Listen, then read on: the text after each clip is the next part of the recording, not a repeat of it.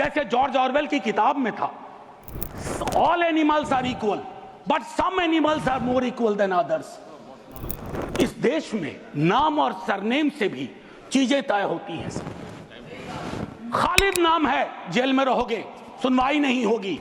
हैदर नाम है, मीरान हैदर, नहीं सुनवाई होगी। इमाम नाम है, सर्जिल इमाम, नहीं होगा। गुलफिशा होगी, नहीं होगा। श्री प्रोफेसर मनोज कुमार झा।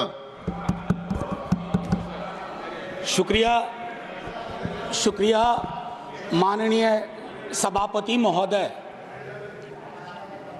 थोड़ा हट करूंगा वक्त के लिए, लेकिन आखिर में अभी चालू तो करिए हुजूर।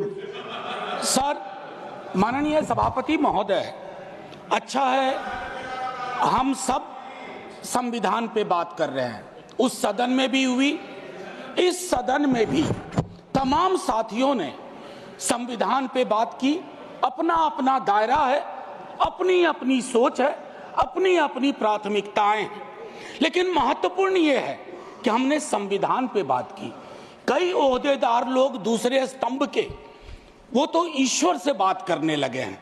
भगवान को कितना काम है, किसी की नौकरी लगवानी है, किसी की शादी करवानी है, किसी को चुनाव जितवाना है, तो किसकी पर्ची निकलेगी, किसकी अर्जी लगेगी। तो अच्छा है कि हम संविधान के दायरे में बात कर रहे हैं। माननीय सभापति महोदय, नेहरू जी पर बहुत चर्चा होती है। जब से इस संसद में आया हूं, और मैं इस नई सरकार के बाद ही सदन में आया हूं, बचपन में सोचा करता था पार्लियामेंट पहुंचूंगा, लेकिन आज एक कन्फेशन करता हूं, हमेशा अपने को विपक्ष में देखता था, तो विपक्ष में ही हूं। तो सर ऐसा है, मैंने कई दफा कहा है, 14 का चुनाव, 19 का चुनाव, 24 का चुनाव, जवाहरलाल नेहरू नहीं हारे हैं, विपक्ष हारा है, कांग्रेस हारी है। 100 साल आप चुनाव जीतेंगे, लेकिन नेहरू को फिर भी वहां खड़ा पाएंगे, क्योंकि अथॉरिटेरियनिज्म के खिलाफ, पार्लियामेंट्री डेमोक्रेसी के प्रतीक हैं नेहरू। वो ढाल हैं, वो रक्षा कवच हैं। और मैं आपको बताऊं, हमारे नड्डा साहब ने जेपी का उद्धृत किया, और मुझे अच्छा लगा कि जयप्रकाश जी ने जब इंदिरा जी को, वो इंदू लिखा करते थे, जब चिट्ठियां लिखी ना इमरजेंसी के दौरान, तो नेहरू को इन्वोक किया। I am writing to you in the name of your father Jawaharlal Nehru. वो ऐसे व्यक्ति थे, जब उनकी आलोचना नहीं होती थी तो छद्म नाम से अपनी आलोचना स्वयं करते थे। तो मैं क्या कहूं, जयप्रकाश जी का कश्मीर पर जो नेहरू जी को चिट्ठी थी या इंदिरा जी को चिट्ठी थी, अगर वो चिट्ठी आज मनोज कुमार झा अपने नाम से कॉपी पेस्ट करके लिख दे, तो सर शाम तक मैं टेलीविजन डिबेट में विलेन बन जाऊंगा। मेरे पर यूएपीए लगे ना लगे, सांसद हूं शायद ना लगे, लेकिन बहुत तरह की तोहमत लगेगी। सर एक आवश्यक बात, हम महापुरुषों की जन्मतिथि, पुण्यतिथि पर माल्यार्पण वाले दुनिया के नंबर 1 देश हैं। इतनी पुष्प वर्षा करते हैं जन्मतिथि और पुण्यतिथि पे, लेकिन सर वो तिथियां इस बात की भी होती है कि हम अपनी चुनौतियों को स्वीकार करें। अगर हम संविधान दिवस मना रहे हैं, क्या फ्रीडम के बारे में नहीं बात होनी चाहिए? दोनों तरफ ऐसी बातें हो रही हैं, मेरी कमीज सफेद, तुम्हारी कमीज गदली। अरे साहब, संविधान की कमीज देख लो, वो गदला ना हो, उस पे दाग ना पड़े, ये हमारा दायित्व होना चाहिए। आज से 25 वर्ष बाद मैं इस सदन में नहीं होऊंगा, हम में से बहुत लोग नहीं होंगे। जब 100 साल पे चर्चा हो रही होगी, बहुत चर्चा होगी, लोग विश्लेषण करेंगे, जैसे आज हम करते हैं कि नेहरू को यह करना चाहिए था, नेहरू ने वो नहीं किया। 100 साल बाद कोई आपके बारे में टिप्पणी करे, मैं जीवित नहीं रहूं, संभवतः मैं सदन में नहीं रहूंगा, लेकिन वो भी अच्छा नहीं लगेगा सर, अशोभनीय लगेगा। टाइम मशीन नहीं है सर, नहीं तो मैं अपने सारे साथियों को 47-46 ले जाता। खून की नदियां बह रही थी दोनों तरफ, खून की नदियां, मंदिर में गाय काट के फेंकी जा रही थी, मस्जिद में सुअर फेंके जा रहे थे। उस दौर में एक ऐसे देश के निर्माण का संकल्प, गलतियां हुई होंगी, आप विलेन क्यों बनाते हो भाई? विलेन मत बनाओ। आपसे भी गलतियां होती हैं, हमसे हुई हैं। मैं सिर्फ इतना कहता हूं माननीय उपसभापति महोदय कि जब हम तबसरा करते हैं इस तरह के नेताओं पे, तो हम भूल जाते हैं 47 में इस देश की क्या हालत है। सर, आपने घर बनाया हो, मैंने नहीं बनाया अभी तक, मेरे पिता ने बनाया। सर, ग्राउंड फ्लोर बनाने में सबसे ज्यादा मेहनत लगती है, नींव है वो। नेहरू और अंबेडकर, पटेल, आजाद ने नींव डाली। आप सेकंड थर्ड फ्लोर बना रहे हैं, उन्होंने फर्स्ट फ्लोर बनाया। आप 5 फ्लोर और बनाइए, लेकिन नींव के बगैर फ्लोर किसी काम का नहीं है, ये याद रहना चाहिए। सर, माननीय उपसभापति महोदय, हमारे प्रधानमंत्री जी, भाजपा के कई साथी, और चूंकि ये संविधान की डायरेक्टिव प्रिंसिपल्स में है कि यूनिफॉर्म सिविल कोड, सर मैंने विस्तार से अध्ययन किया है, नड्डा साहब ने भी अध्ययन किया होगा, तमाम साथियों ने। सर, कई तरह के उस पर विचार थे, लेकिन डोमिनेंट विचार था कि इसको रखो, किसी दिन वक्त आएगा इस पर बात होगी। सर, 44 आर्टिकल जो कि ड्राफ्ट में 35 था, उससे पूर्व आर्टिकल 39 क्लॉज सी है sir, about concentration of wealth. Income inequality का इस देश में जो आलम है, हम टाइम बॉम्ब पे बैठे हुए हैं। टाइम बॉम्ब है ये, और ये सबको इंपैक्ट कर रहा है, ना सिर्फ गरीब मजलूम वर्गों को, मध्यम वर्ग को। अभी हालिया रिपोर्ट आई कि प्रॉफिट मेकिंग कंपनीज, लेकिन उनकी प्रॉफिट का एम्प्लॉय के सैलरी में कोई रिफ्लेक्शन नहीं है सर। रिलेटिव डिप्रीवेशन का जन्म हो रहा है। 44 तक पहुंचिए यूनिफॉर्म सिविल कोड तक, लेकिन रास्ते में एक मील का पत्थर है आर्टिकल 39C। वहां रुकिए, ठहरिए, सोचिए कि इसको, क्योंकि अंबेडकर साहब को आप कोट कर रहे थे सोशलिज्म के बारे में कि वो कहते थे कि वो तो रचा बसा है, सेक्युलरिज्म रचा बसा, मानता हूं, लेकिन उन्होंने नेशनलाइजेशन ऑफ लैंड और इंडस्ट्री की भी बात की थी। मैं उसकी पैरोकारी आज के दौर में नहीं कर रहा हूं, लेकिन ये जरूर कहूंगा कि प्राइवेट प्लेयर्स ऐसे ना हो जाएं कि एक को चादर से ढकने के चक्कर में पूरा देश नग्न सच्चाई से रूबरू होता रहे। ये नहीं होना चाहिए।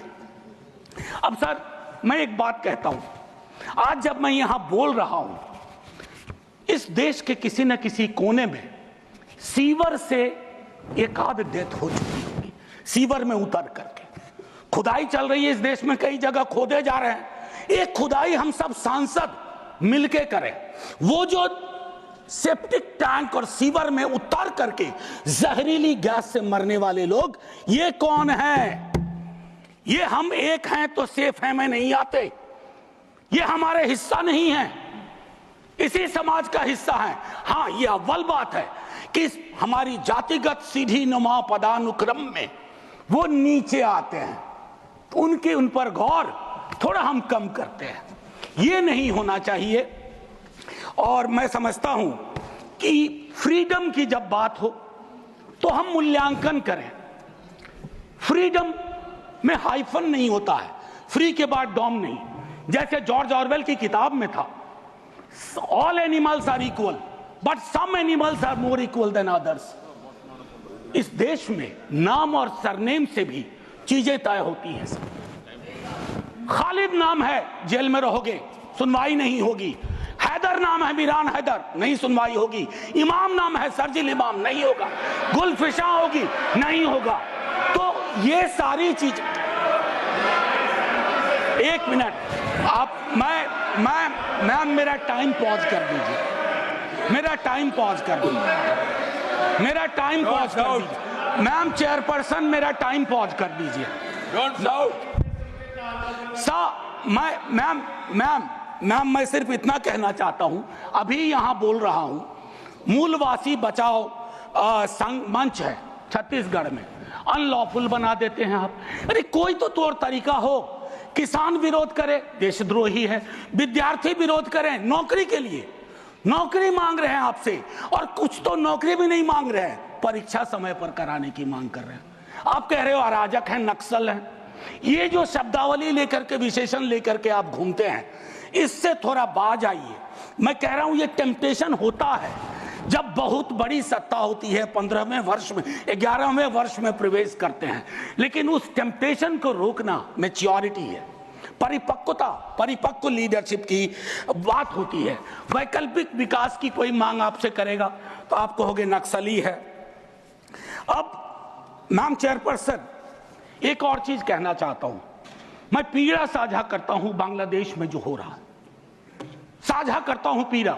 71 के बारे में पढ़ा था, अभी देख रहा हूं, लेकिन मैम मैं महात्मा गांधी पर जाना चाहता हूं। नोआखली में जब देश आजादी का जश्न मना रहा था, महात्मा गांधी नोआखली में दर दर भटक रहे थे, restoration of peace and normality, वो दौर था। उन्होंने एक बात कही थी, आज का दक्षिण एशिया है जिससे पाकिस्तान और बांग्लादेश निकला है, हमें इस बात का स्मरण करना होगा कि हमारी भूमिका सबसे बड़ी है। हम बड़े भाई वाली शब्दावली का इस्तेमाल नहीं करेंगे। We are the largest and the oldest democracy. बाकी में डेमोक्रेसी कैजुअलिटी हुई है पाकिस्तान और बांग्लादेश में, संविधान तक नहीं आया, लेकिन हम अपनी अकलियत के साथ कैसा व्यवहार करते हैं तो हम कह पाते बांग्लादेश को, learn from us to Pakistan, learn from us, this is how we treat. लेकिन हमारा रिपोर्ट कार्ड अगर उसमें कमियां रहती है, मैं Sit down. Sit down. Sit down. Ma'am chairperson, my time should be paused. Down. My time should be paused. My time should be paused. My time should be paused. Honorable members. Ma'am एक चीज मैं एक चीज कहना चाहता हूं।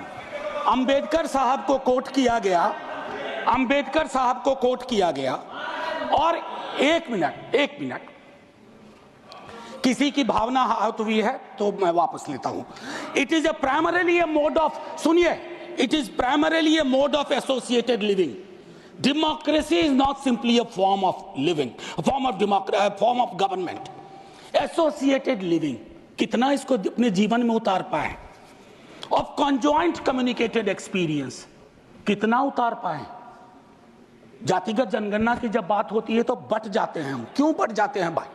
वर्गीकरण की बात होती है, बिना जनगणना के वर्गीकरण कैसा? एनएफएस के माध्यम से एक नई रवायत का जन्म हो गया है। एक ओबीसी की लिस्ट में क्रीमी लेयर के इंटरप्रिटेशन के लिए आप राज्यों की समकक्षता, इक्विवेलेंस को एक ऑर्डर के माध्यम से छुपा देते हैं। आपका दोष नहीं भी दूंगा, कहूंगा कि अधिकारी वर्ग के अंदर अभी भी वो मानस है कि वो रिप्रेजेंटेशन से परेशान होता है, चिढ़ता है, उसको लगता है ये यहां कहां आ गए।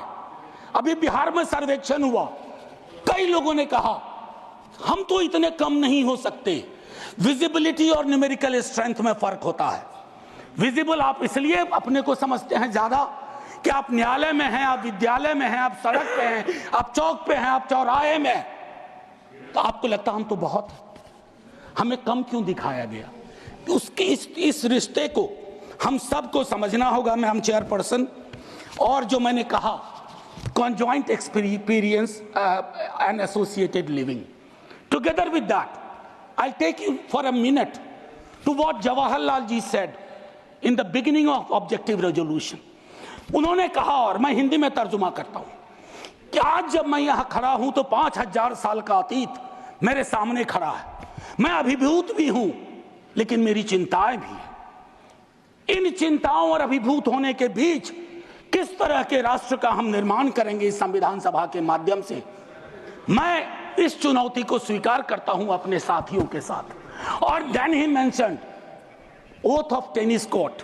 मैंने इस सदन में एक दिन कहा था कि 1789 के रेवोल्यूशन के बाद जहां से लिबर्टी, इक्वालिटी, फ्रैटर्निटी आया, जवाहरलाल जी ने कहा तब के बादशाह ने वहां कमरे बंद करवा दिए कि कॉन्स्टिट्यूएंट असेंबली नहीं बैठ सकती है। एक कमरे से दूसरा कमरा, दूसरे कमरे से बरामदा, और आखिर में टेनिस कोर्ट में पूरी की पूरी असेंबली बैठी और ओथ लिया। उसको कहते हैं ओथ ऑफ टेनिस कोर्ट। उन्होंने क्यों यह उदाहरण दिया कि हमारी डेमोक्रेसी में भी कभी इस तरह के चैलेंज आ जाए तो संसद इमारत की मोहताज नहीं होगी। संसदीय लोकतंत्र इमारत की मोहताज नहीं होगी, वो इबारत देखेगी। और इबारत में फर्क है। मैम आज मैंने कहा था हट करूंगा, 1.5 से 2 मिनट और चाहिए। अब मैंने कहा कि 1 नेशन 1 इलेक्शन की बात हो रही है, उस पर विस्तार से बोलूंगा। जिस दिन अगर आया, अगर सिलेक्ट कमेटी को गया तो अलग बात है। लेकिन मैम इस देश में 1 नेशन 1 इलेक्शन था। नड्डा साहब ने कहा, मैं मानता हूं कई दफा क्या होता है जब आप कोट करते हैं, हमारी यूनिवर्सिटी में कहते हैं कि सेमी कोलोन के बाद किसी को कोट मत करो, उसको हम लोग कहते हैं पुअर साइटेशन, कि किसी को कोट किया। जैसे आपको उदाहरण के लिए मैम 30 सेकंड में कि मार्क्स ने कहा religion is the opium for masses, ऐसा कभी नहीं कहा मार्क्स ने। वो सेमी कोलन के बाद का एक सेंटेंस था, उन्होंने ये कहा is the Sai of the oppressed, लेकिन सेमी कोलन के बाद का उठा करके कहा रहे रिलीजन के तो खिलाफ थे कार्ल मार्क्स। तो उसी तरह से साइटेशन के साथ दिक्कत है। मैं सिर्फ इतना कहना चाहता हूं, 1 नेशन की वो साइकिल टूटी थी। 1 नेशन 1 इलेक्शन की साइकिल 60s मिड 60s में टूटी। आज क्या गारंटी है, हम कैसे अगले चुनाव तक ले जाएंगे? Will it be a proxy governance? Then it won't it undermine the idea of will of the people? मैं समझता हूं कि इस पर विशद चर्चा हो और तभी जाकर के एक Kindly conclude. बस अभी तो 33 सेकंड लिया है, 1 मिनट और दे दीजिए। मैम चेयरपर्सन, तारतम्य तो थोड़ा टूट जाता है, फिर भी अपनी एक बात कह के खत्म करूंगा। बाबा साहब भीमराव अंबेडकर के बचपने का एक छोटा किस्सा। क्लासरूम में बैठे हुए थे सबसे पीछे, शिक्षक ने कहा चूंकि मैथमेटिक्स में बहुत अच्छे थे, आओ इसको हल करो। ज्यों ही वो बोर्ड की तरफ बढ़े, जितने कास्ट हिंदू अपर कास्ट के लोग थे वो दौड़ के बोर्ड के पास गए, क्योंकि बोर्ड के पीछे उनका टिफिन बॉक्स था। उनको लगा ये पोल्यूट हो जाएगा। मैम आज वो मान्यताएं नहीं हैं, लेकिन पोल्यूशन प्यूरिटी की नई मान्यताएं आ गई हैं, एक्सक्लूजन की नई मान्यताएं आ गई हैं। और आखिरी में ऑस्विज एक जगह थी पोलैंड में, जहां जिसको सिर्फ गैस चैम्बर से मत समझिए, ऑस्विज के बनने में सालों की नफरत और घृणा थी, जिसका अंजाम ना सिर्फ जर्मनी में भुगता गया, पूरी दुनिया ने। तो ये नफरत घृणा, इस पर लगाम लगे ना तो हर मोहल्ले में ऑस्विज होगा। और आखिर में मैम, मैं आज जद पे अगर हूं, निशाने पे, मैं आज जद पे अगर हूं तो बदगुमान न हो, चिराग सबके बुझेंगे, ऐसी हवा किसी की नहीं होती। शुक्रिया मैम, जय हिंद।